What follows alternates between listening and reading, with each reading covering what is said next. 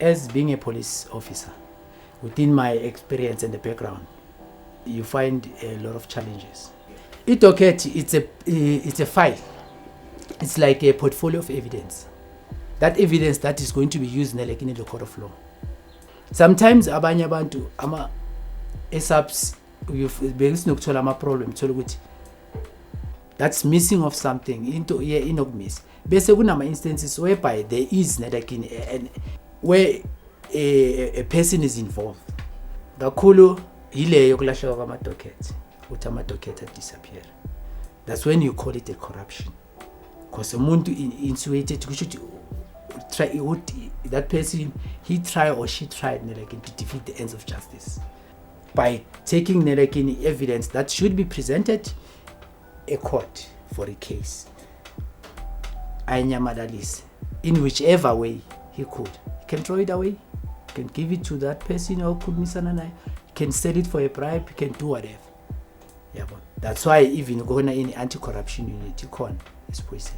Whereby you find policemen are being tasked to look after the negligence of the police force, to root out that corruption elements in its system.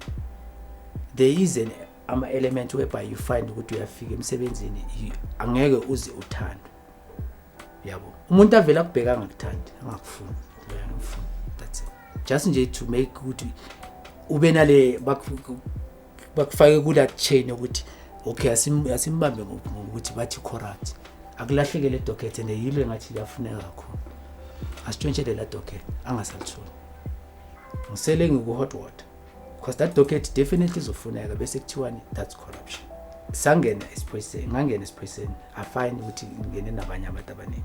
You find ukuthi mawungenile phakathi ungena uclean with that dream ukuthi mina I'll be a perfect policeman, yabo. And you don't know ukuthi ifana njengesaka lamazambane azimawulithenga lapha eShoprite litshela livaliwe.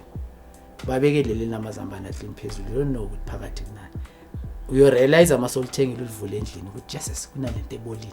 Seyibolisa amazambane angakanani. Uyayibona ke lento la. If ikubolele lelikhulu elithembekile.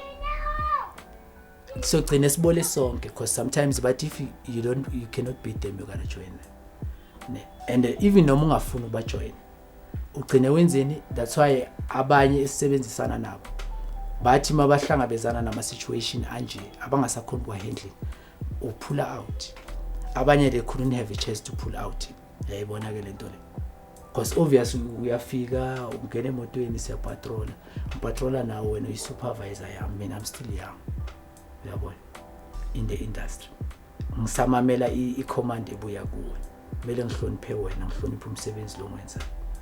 Yabo, if uzo drive imoto uthi asambe sekubaba uyangichaza lapha, ufika kubaba uyangichaza uloke uthatha imali, uyabo. And the written potato into ebuhlungu ukuthi lo muntu kumele akucommand and makazothatha i500 lapha ayiphula athi 250 athi ba,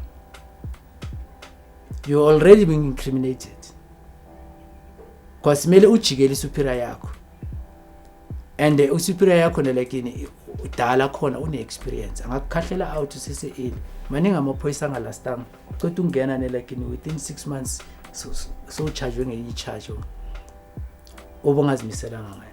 Into engizama ukuyisho ukuthi yiwa ama challenges ozithola kuwo.